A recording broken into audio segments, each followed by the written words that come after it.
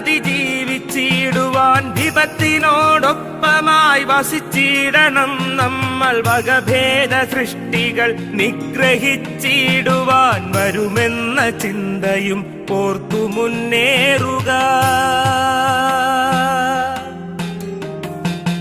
ഓർത്തിടേണം നമ്മൾ വൈറസ് യുഗത്തിനെ.